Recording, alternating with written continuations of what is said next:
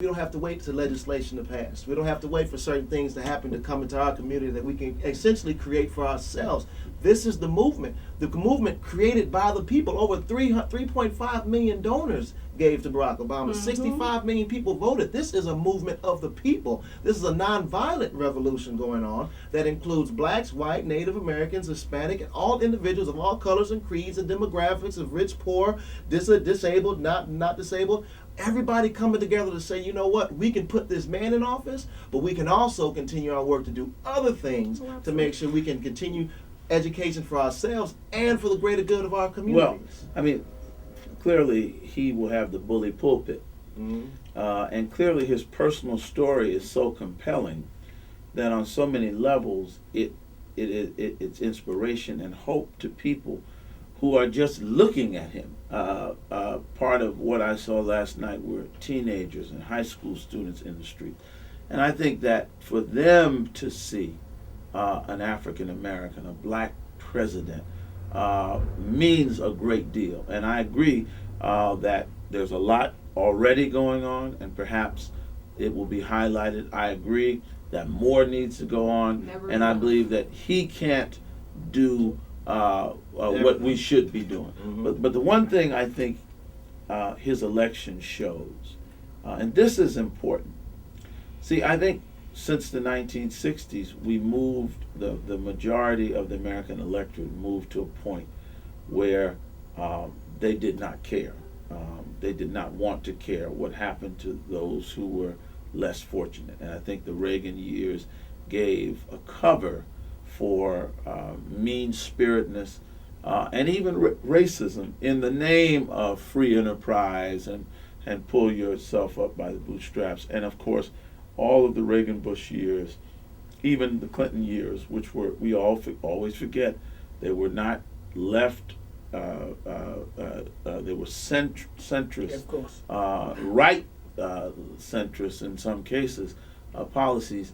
What Americans said, I think, in this election, and I'm not trying to sound naive, but I really think the electorate said in mass is that, number one, we don't want to be hated by allies and foes around the world. We care about our perception in the world. We don't want to be a mean-spirited country where we simply don't care how the least fortunate, we don't want to be subject just to the will and the whims of the market and people who are able to sink or swim in the market.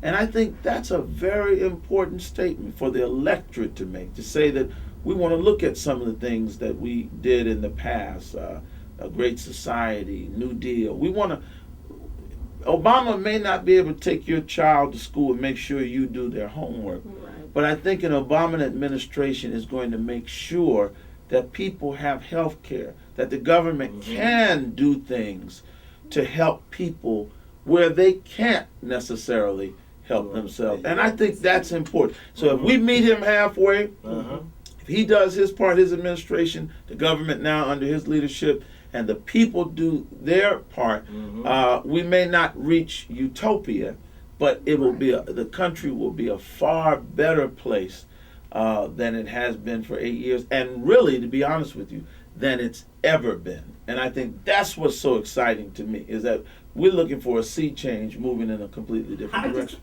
I just wanted to get back to what the government can and cannot do, and what legislation can and cannot do.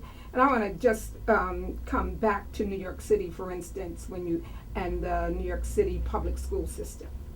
And what legislation did was to take the New York City public school system away from its constituencies and put it with the mayor. The mayor then hired a CEO, if you will, to build another multi-billion-dollar business. And what did that mean? That meant that parents of children could not go into their children's school and see what's going on without A, being vetted, B, prior knowledge, and that parents in relationship to their children's school was almost seen as interlopers. Right. And so, therefore, that legislation crippled some of the things that we know our parents must do. On the libraries, for instance, the libraries used to be open in my community Saturday mornings, right, from 11 to 3. Bloomberg says that they would do a census in terms of utilization, so that I live in a community where parents work. They work 7 days, different shifts, so that we would go to the library. I mean, I have grandchildren, but my daughter and the woman next door may be the only 2 parents in there, because they were the only ones who were off Saturday. You see, so there cannot, I see the it's not one without the connection. other, right. Yeah, I see the connection, and I see that is the bottom up. That is the bottom up. And- that we empower our people through, getting rid of some of those barriers. And I'll say this, and I really love the Barack Obama stance, because it seems as if his view, and it shares with my view of what government really should be all about. Right. Setting up the proper infrastructure. Right. To put the right systems in place, so when the people want to do that work, Absolutely. they want to provide an effort, they're allowed to move forward. And that's they're what's so allowed to. significant about his election, because Mhm. remember Yes. now, the last Democrat we had, the last 2 Democratic presidents we've had, Mhm. Jimmy Carter, Bill Clinton, both ran from the dreaded L word. Both ran away from the title liberal. Both tried to present themselves as fiscal conservatives that would not give in to the whims, quote unquote, of the liberal establishment. Barack Obama, no, he didn't go out and say, I'm a bleeding heart liberal. But he didn't run from the implications that being a this liberal. society has to be He more said compassionate. the investment in the people. The investment in people. Investment in health Now, care. obviously, he investment in used the education. modern language Yeah. construct to That's do. powerful And words, see that, and more importantly, the right wing called him a liberal, called him a tax-spending liberal, and the American people said, in spite of what you're throwing at him, They made it a we curse. feel like what he represents is where we want to go. So I think these are exciting times, because I think that's an exciting. Marxist, socialist, Called him all of those things. all those things.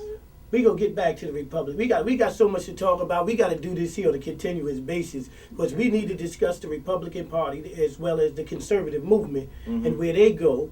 We also need, when we come back off a break, we're going to take a brief break, and we're going to come back, and we're going to talk about now the role of the Congressional Black Caucus.